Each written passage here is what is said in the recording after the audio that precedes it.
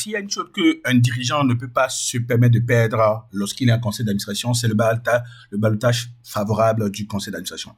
Ce ballottage est nécessaire non seulement pour valider votre budget, ce ballottage est nécessaire non seulement pour avoir le soutien et permettre au conseil de comprendre. Par exemple, vous expliquez quelque chose et puis un membre du conseil émet une objection et un autre administrateur ou les gens qui sont de votre côté et que vous avez réussi à mettre de votre côté, eh bien, ils prennent la parole et ils expliquent ce que l'administrateur ne comprend pas. Ou bien l'administrateur comprend et fait semblant de ne pas comprendre. Et c'est peut-être le PCA ou bien le président de la session qui va lever la main pour dire, bah écoutez, ce qu'il est en train de dire, voilà ce qu'il en est. Et il va calmer le jeu. Surtout si c'est une voie morale qui est forte. Vous comprenez avec moi que avant d'arriver en conseil d'administration, vous devez vous assurer que vous ayez l'appui de cette personne qui est la voie morale, qui a l'autorité morale de décider quel va être le ton, quelle va être la tendance du coup du conseil d'administration ou de la session du conseil d'administration. Donc, c'est pour ça qu'il est important eh bien, d'utiliser la méthode du parrainage optimisé pour solidifier vos protections. Si vous n'êtes pas protégé et vous arrivez en conseil d'administration sans bouclier, vous allez être lynché. Vous allez être foudroyé. La plupart des gens qui sont assez agiles et habiles comprennent quelque chose de très important. Oui, les WhatsApp et les SMS doivent se passer en plein conseil d'administration. On mettra donc le téléphone en dessous de la table et on est en train de crier pour envoyer des messages. Surveillez votre téléphone lorsque vous êtes en conseil d'administration parce qu'on est en train de vous envoyer des messages pour dire voici quelle est la dynamique. Et si vous envoyez la bonne information, les gens vont transmettre la bonne information pour changer donc du coup eh bien, la dynamique au sein de la session, la salle du conseil d'administration. Et cette dynamique, c'est quelque chose que vous devez maîtriser. Et qui dit dynamique, ça veut dire qu'elle va évoluer. Donc, il peut arriver que même ayant fait la réunion avant la réunion, vous perdiez entre-temps le contrôle de la dynamique. Pourquoi? Parce que vous ne savez pas qu'il y a des ballottages qui peuvent, donc ça peut balloter, ça peut donc du coup aller dans un sens comme l'autre à tout moment. C'est pour ça que vous devez rester présent et vous assurer que vous avez des gens qui vous comprennent, vous avez des gens qui ont compris vos efforts, vous avez des gens qui savent dans quel sens vous êtes, vous avez beaucoup plus de gens qui savent que, eh bien, avec vous, les choses vont être meilleures. Vous avez des gens qui sont capables de prendre la parole et expliquer aux autres ce qu'il en est. Et vous avez celui qui a l'autorité morale et qui est en mesure de dire, bon, tiens, je vois qu'on met beaucoup de pression là au DG, mais ce que le DG a dit, il est clair, donc laissons-lui du temps, mettons-lui les moyens à disposition, parce que quand on regarde les tendances, et bien voilà. Et quand cette personne prendra la parole et dira ça, eh bien, le jeu va se calmer. Mais pourquoi? Parce que dès le départ, vous savez quelles sont en général les attentes de cette personne. Vous savez comment il faut dire les choses pour que ça fasse écho chez lui. Et vous avez structuré votre message pour que ça puisse faire écho. Vous avez traité ces objections avant. Lui avez transmis les informations avant.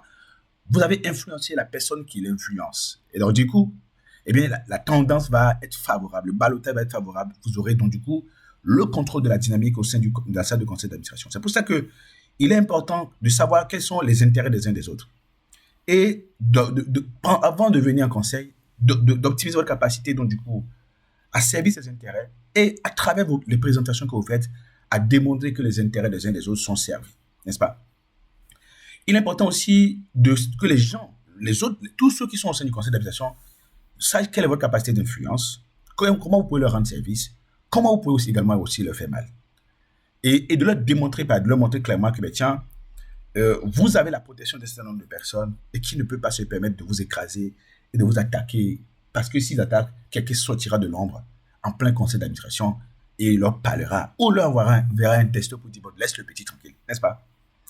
Donnez à chaque membre des raisons d'être de votre côté. Donc, si la plupart des membres du conseil d'administration ont de bonnes raisons de vous soutenir, ce qui se passe en général, c'est qu'en fait, les membres du conseil d'administration peuvent parfois être un troupeau de panuches.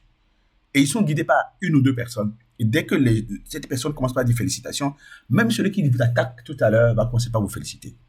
Lorsque celui qui tient la troupe dit qu'il faut de la patience et qu'il faut vous soutenir, ou bien il faut vous donner le budget, et tous ils vont dire, ah oui, c'est vrai, on comprend, d'accord, président, on fait comme ça. Et ils vont s'aligner très vite.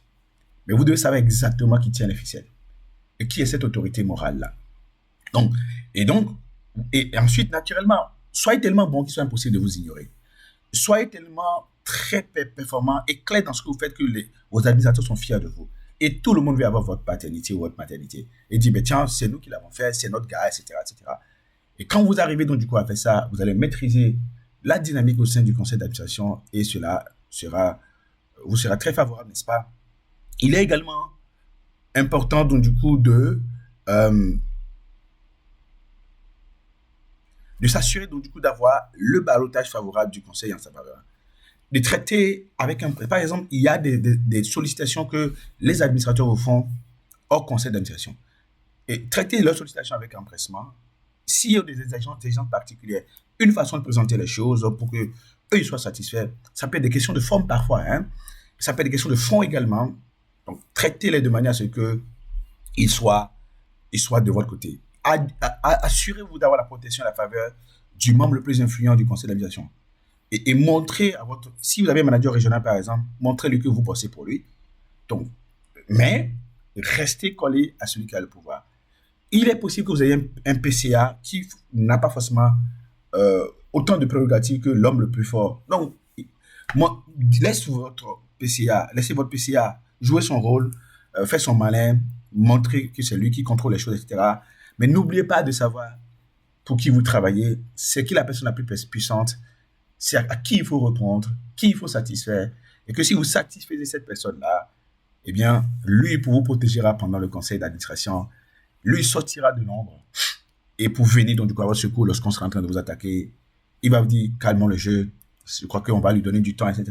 Et dès que cette personne intervient en général, tout se calme. Mais attention, ne naguez pas votre PCA. Il est arrivé que, parce que il répond à une autorité supérieure, certains DG ont nargué le PCA et le PCA a monté des choses contre eux et celui qui était supposé les protéger les a lâchés en pleine session de conseil d'administration. Je ne souhaite pas, surtout pas, que cela vous arrive. Donc, vous voyez qu'en fait, nous sommes probablement ici dans un jeu hautement politique.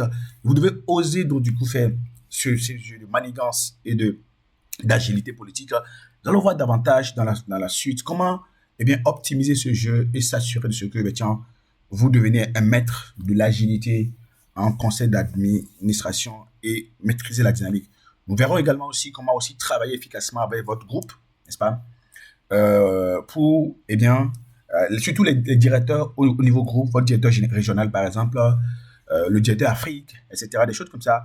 Si vous avez de bonnes relations avec ceux-là, eh bien, vous allez bien vous réussir. Donc, nous allons voir comment comprendre la dynamique, comment servir les intérêts des autres pour qu'ils soient heureux de continuer à servir les vôtres.